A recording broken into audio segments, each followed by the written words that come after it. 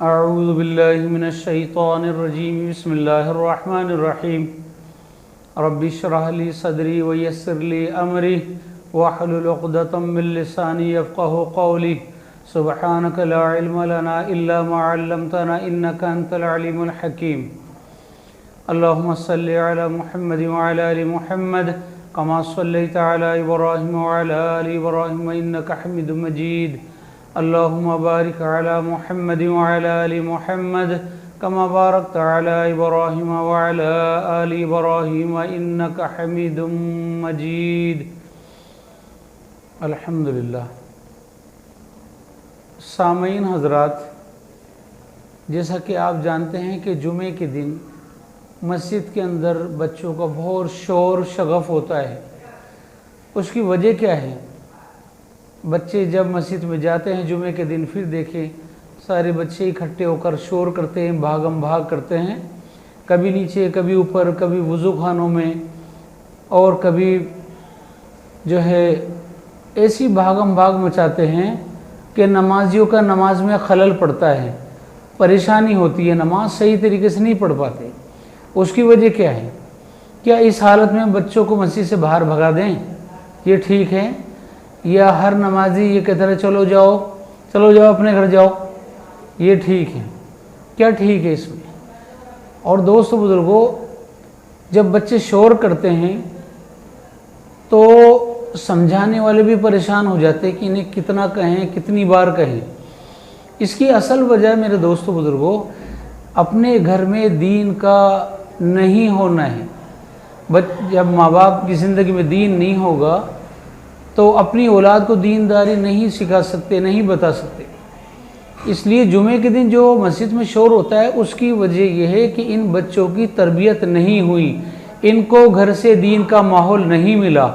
اس لیے اس کا آسان طریقہ یہ ہے کہ جب بھی مائیں نماز پڑھیں اپنے چھوٹے بچوں کو ساتھ لے کے نماز پڑھیں اور ان کو دیکھیں نماز کے علاوہ، پھر ان سے نفل نماز پڑھوائیں 2 رکعت 4 رکعت 2 کر کے، اور پھر دیکھیں کون سا ہاتھ انہوں نے کہاں رکھا ہے، اپنی ان کی نگاہیں کہاں ہیں اور ہاتھ کیسے باندھ رکھے ہیں، اور پھر جب وہ سلام پھیر دے 2 رکعت کے بعد پھر ان کو بتائیں کہ بیٹا نظریں جو ہے سجدے میں کہاں رکھنی ہے، رکوع میں کہاں رکھنی ہے، قیام میں کہاں رکھنی ہے۔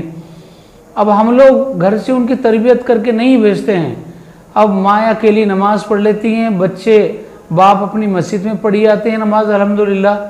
اب یہ اولاد کہاں جائے؟ انہیں کون بتائے گا کہ نماز کس طرح پڑھی جاتی ہے؟ مسجد میں شور کر رہے ہیں، ان کو کوئی پتہ نہیں کہ اس سے نمازیں خراب ہو رہی ہیں، اور زیادہ سے زیادہ ہم لوگ مسجد سے جو کہہ دیتے ہیں چلو بھائی ان بچوں کو پیچھے کر دو، بھگا دو، یا ڈانٹتے ہیں ان کو۔ بجائے ڈانٹنے اور پیچھے بھگانے کے اپنے گھر سے اپنے بچوں کو جب آئیں تو ساتھ لے کر آئیں اور سمجھائیں۔ پہلے 6 دن تک اپنے گھر پہ بچوں کو تعلیم دیں، ان کی تربیت کریں کہ بیٹا نماز میں شور نہیں ہونا چاہیے۔ نماز جب پڑھتے ہیں نمازی اور بچے جب شور کرتے ہیں تو انہیں نماز میں خلل پڑتا ہے۔ بہت سے لوگ رکعتیں بھول جاتے ہیں، بہت سے لوگ یہ بھول جاتے ہیں کہ میں کیا پڑھ رہا ہوں۔ اس لیے ہم اپنے بچوں کی تربیت کریں۔ اب ہم بچوں کی تربیت کرتے نہیں ہیں اور پھر بعد میں یہ کہتے ہیں کہ دیکھو صاحب بچے یوں کر رہے تھے، بچے یوں کر رہے تھے، محلے والے شکایت لے کر آتے ہیں۔ تو اپنے گھر میں بچوں کو سنت پڑھیں، ہم اپنے بچوں کو ساتھ لے کے پڑھیں، نفل پڑھیں اپنے بچوں کو ساتھ لے کے پڑھیں۔ اسی طریقے سے مائیں نماز پڑھیں تو اپنے بچوں کو ساتھ لے کے اور بتائیں رکوع کیسے کرنا ہے، سجدہ کیسے کرنا ہے۔ اب بچوں کی گھر سے جب تربیت ہوگی، جب گھر سے تعلیم ملے گی تو یہ بچے اب مسجد میں جا کے شور نہیں کریں گے۔ اب جن بچوں کی تربیت ہو جاتی ہے، جن کو سکھایا اور سمجھایا جاتا ہے، وہ بچے بڑے سکون سے مسجد میں بیٹھتے ہیں، پوری نماز ادا کرتے ہیں، ان سے کسی کو کوئی پریشانی نہیں ہوتی۔ سمجھ میں آ رہی ہے؟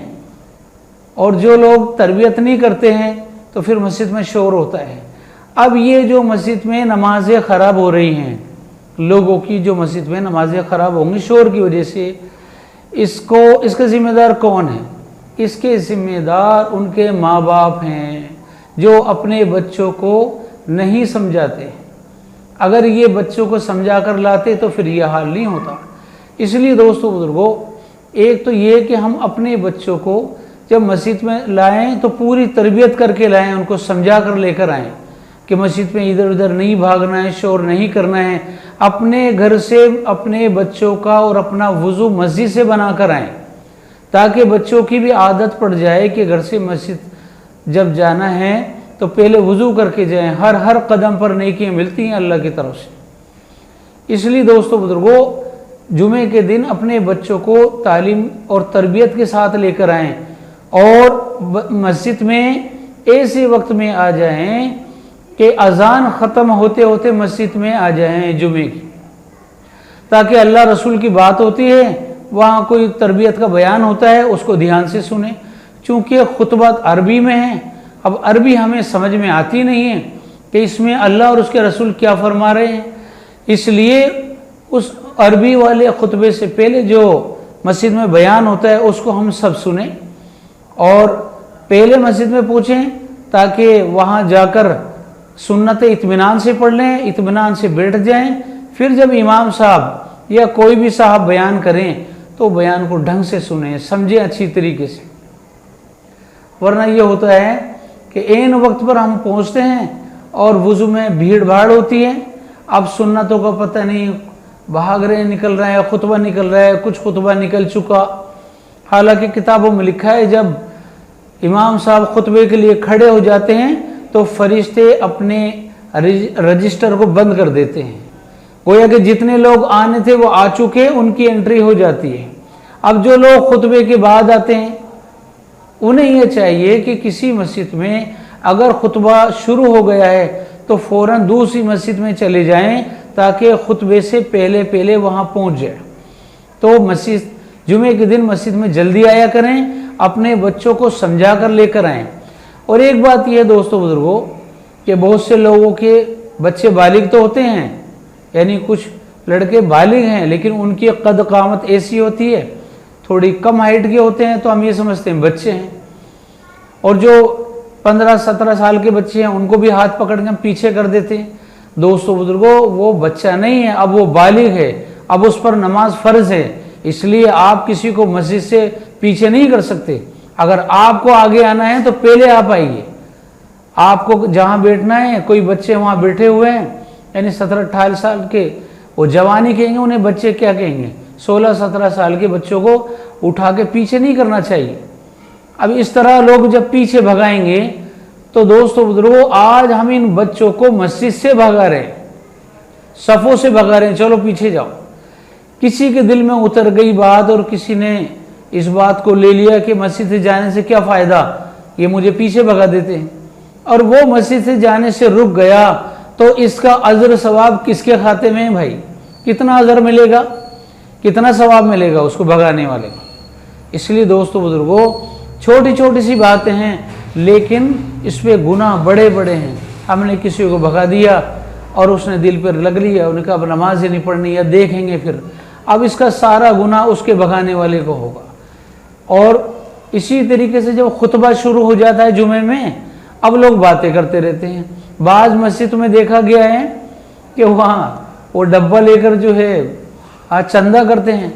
अरे भाई, खुतबा सुनना वाजिब है, सबका सुनना वाजिब है, ये जो चंदा कर रहे हैं इनका भी सुनना वाजिब है, और जो पैसे दे रहे हैं इनका भी सुनना वाजिब है।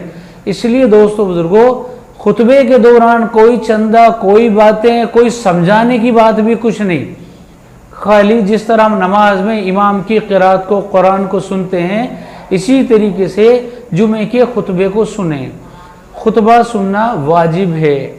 इसलिए दोस्तों बुजुर्गों, खुतबे के दौरान अगर कोई बच्चा शोर कर रहा है तो उसको खामोश भी नहीं करें, बोलना मना है, तो खामोशी से खुतबा सुने। और खुतबे से पहले अगर कोई बच्चे शोर कर रहे हैं या कोई मसला है, उनको समझा दें सुकून से। मस्जिद के इमाम हजरात तो बार बार कहते हैं, लेकिन वो ज़्यादा कहते हैं तो फिर जिनके बच्चे होते हैं उनको बुरा लग जाता है कि जी इमाम साहब तो हमारे बच्चे के दुश्मन हो गए, इमाम साहब तो हमारे बच्चों को भगा देते हैं। तो दोस्तों बुजुर्गों, ये सारी गलतियाँ उन माँ बापों की हैं जो अपने बच्चों को समझा कर नहीं भेजते। तो जो भी कुछ कहा गया है, सुना गया है, अल्लाह मुझे हम सबको अमल की तौफीक अता फरमाए। इसलिए अपने बच्चों को तालीम और तरबियत के साथ भेजिए। इंशाअल्लाह। अस्सलामु अलैकुम व रहमतुल्लाहि व बरकातुहू।